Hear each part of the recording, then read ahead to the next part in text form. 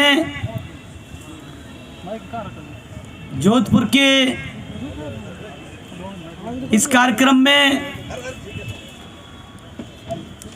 सर्वजन हिताय सर्वजन सुखाय संकल्प यात्रा के इस स्वागत कार्यक्रम में आप सभी का मैं अपने हृदय की गहराइयों से हार्दिक स्वागत, अभिनंदन और वंदन करता हूं। बहुजन समाज में जन्मे संतों, गुरुओं, महापुरुषों को नमन करते हुए मैं बहुजन समाज पार्टी की राष्ट्रीय अध्यक्ष आबादी के हिसाब से इस देश के सबसे बड़े सूबे उत्तर प्रदेश की चार बार लोकप्रिय, न्यायप्रिय, जनप्रिय मुख्यमंत्री रही परम आदरणीय बहन जी को अपना आदर्श और प्रेरणा स्रोत मानते हुए उन्हें अपने हृदय की गहराइयों से कोटि कोटि आभार व्यक्त करता हूं कि उन्होंने मुझ जैसे एक साधारण से कार्यकर्ता को न सिर्फ उत्तर प्रदेश के उच्च सदन में भेजने का काम किया, बल्कि देश के सर्वोच्च सदन राज्यसभा में बोलने और बैठने का अवसर प्रदान किया।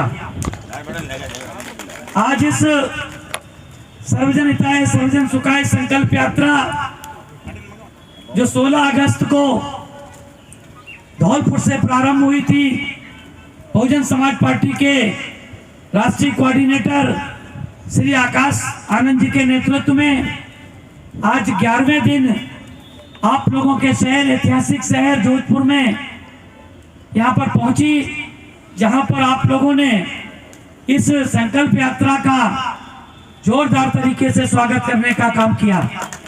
इसके लिए मैं आप सबका आभार व्यक्त करता हूं और आभार व्यक्त करता हूं अपने साथ इस यात्रा में चलने वाले सभी जिम्मेदार साथियों का, जिसमें central coordinator engineer Suresh Arya ji, प्रदेश अध्यक्ष राजस्थान भगवान सिंह बाबा जी, प्रदेश प्रभारी प्रेमारू पाल जी, प्रदेश उपाध्यक्ष पूर्व में अध्यक्ष रहे सीताराम मेघवाल जी, करण सिंह भंडारी जी, हरि सिंह तेंगुरिया जी और हमारे साथी जगदीश जी, आप सभी का मैं अपने हृदय की गहराइयों से हार्दिक स्वागत, अभिनंदन और वंदन करता हूं।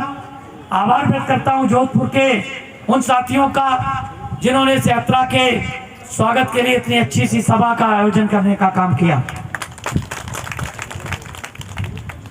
जैसा कि आप सब लोग जानते हैं, हर प्रोग्राम का कोई न कोई मकसद होता है, चाहे घर का छोटा कोई प्रोग्राम हो या फिर किसी भी यात्रा का संयोजन हो। ठीक उसी तरीके से जैसे किसी प्रोग्राम की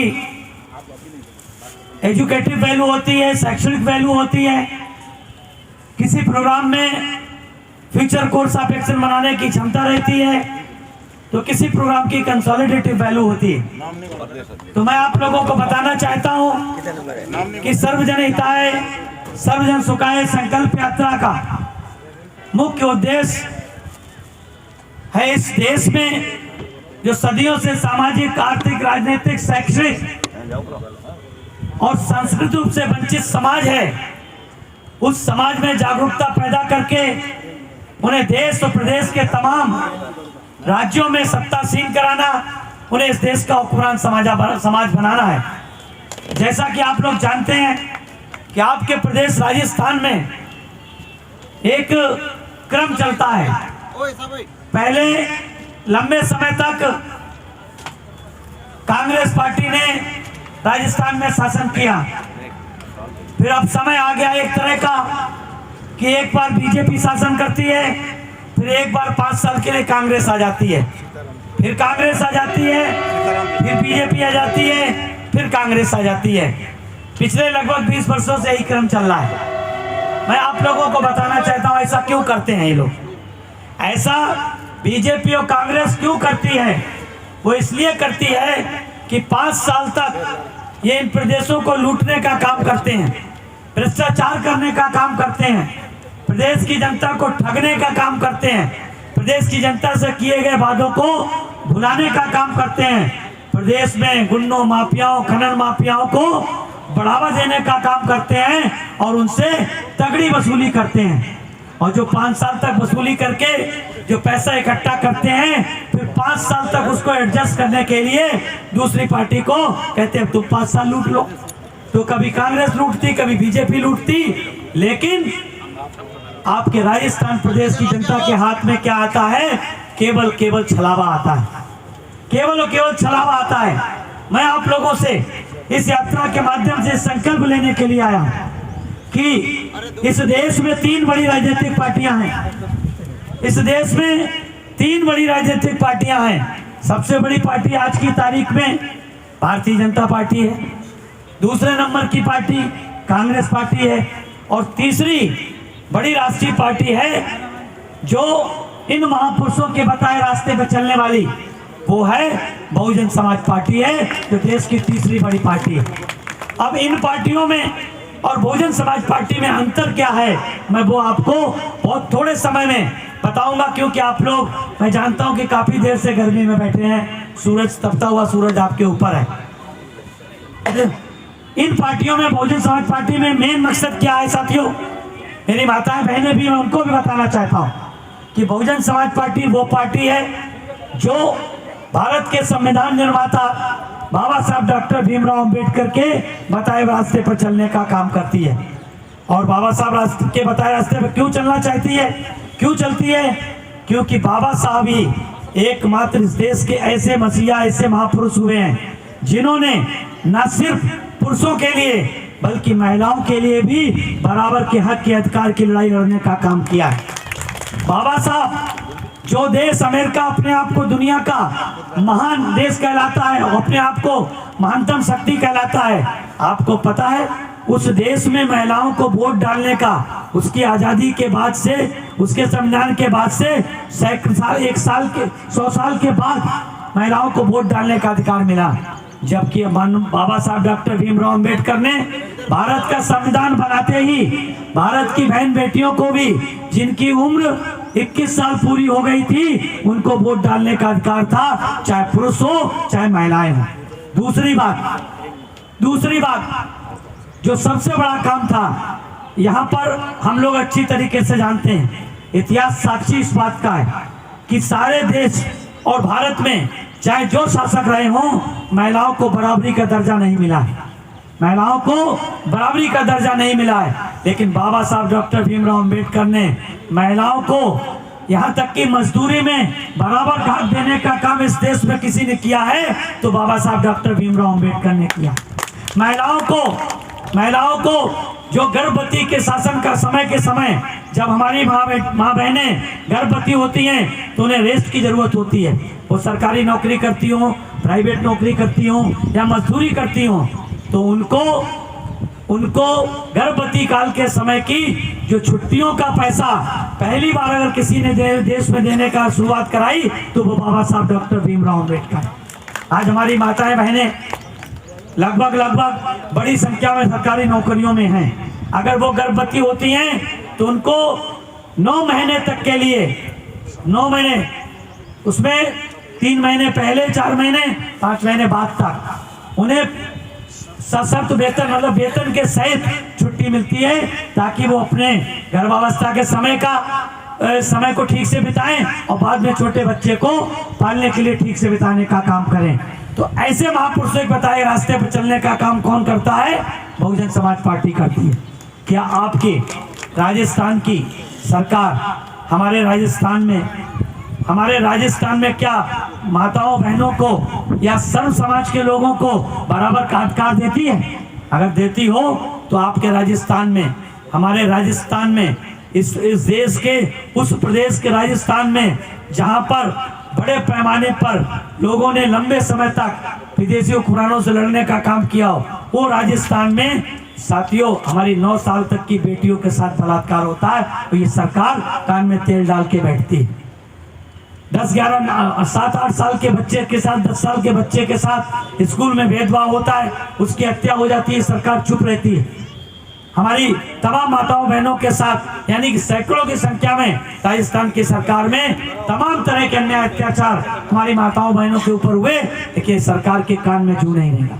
लेकिन वहीं दूसरी तरफ बहुजन समाज पार्टी है जो इन महापुरुषों के बताए रास्ते पर चलती है।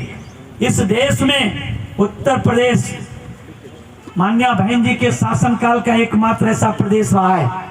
पूरे भारत में बहन जी का शासनकाल एक ऐसा शासनकाल रहा है जहां पर बहन जी ने गरीब की बेटी को लखपति बनाने का काम किया। क्या बनाने का काम किया? लखपति। उन्होंने नहीं देखा वो ब्राह्मण गरीब की बेटी है, जाट गरीब की बेटी है, दलित गरीब की बेटी है, क्षत्रिय की है, हिंदू की है, मुसलमान की है, सिख की है, ईसाई की है। अगर गरीब की बेटी है, उसके घर में बेटी पैदा हुई तो उसको पैदा होते ही कलेक्टर 1 लाख का सर्टिफिकेट देता था कि जब वो 18 साल की होगी उसे 1 लाख रुपया उसके अकाउंट में चला जाए। ये काम पूरे देश में पहली बार अगर किसी ने किया तो बहुजन समाज पार्टी की राष्ट्रीय अध्यक्ष आदरणीय बहन कुमारी मायावती जी ने किया। उत्तर प्रदेश पहला ऐसा प्रदेश है जहां पर 25,000 रुपए एक साइकिल हर गरीब की बेटी को पढ़ने के लिए बहन जी ने दिया। उन्होंने जात नहीं देखा, वर्ग नहीं देखा, मजहब नहीं देखा, केवल गरीब को गरीब देखा।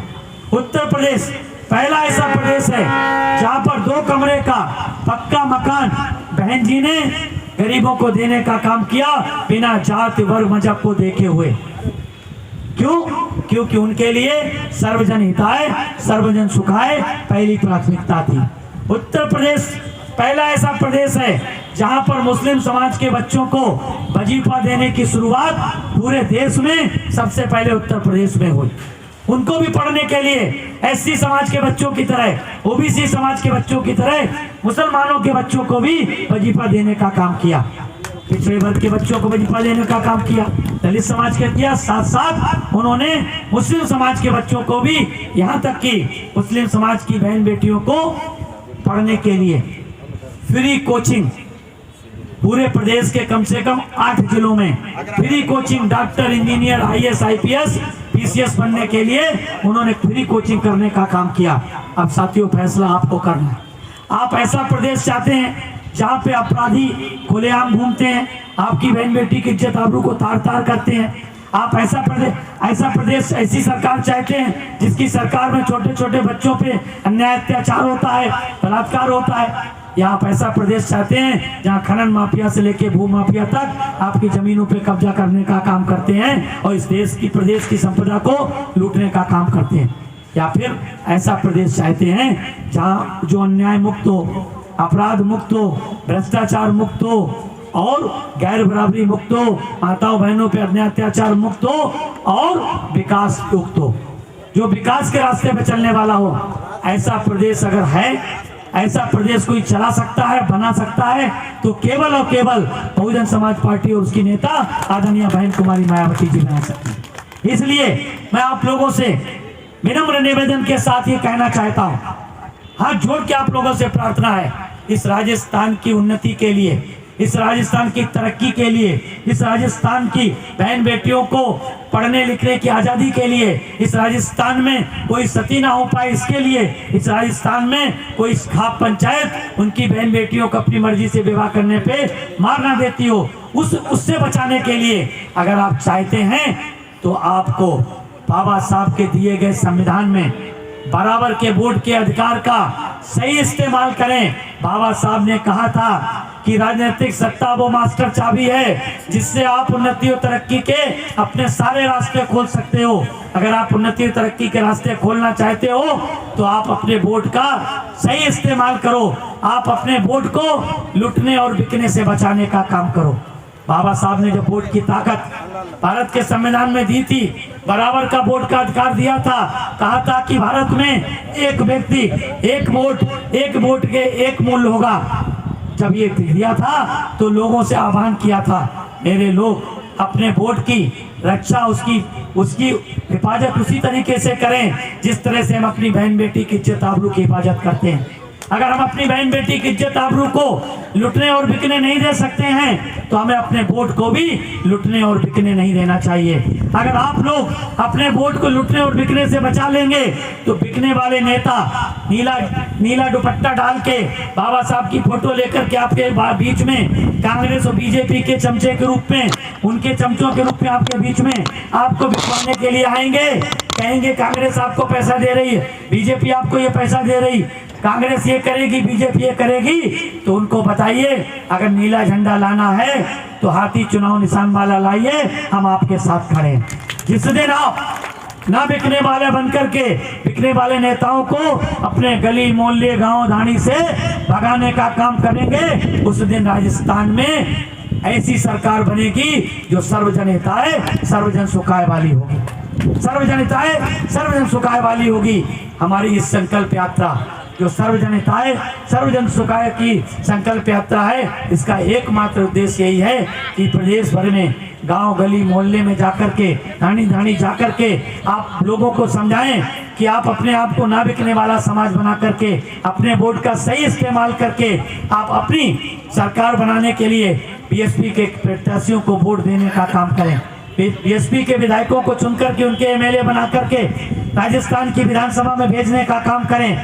अगर आपने 200 में से ज्यादा की डिमांड हम नहीं करते हैं, 200 में से अगर 30-40 विधायक भी जिताने का काम कर लिया तो मैं दावे के साथ कहता हूं मुख्यमंत्री आपका होगा, आपके हित का बनेगा, आपकी रक्षा करने वाला बनेगा।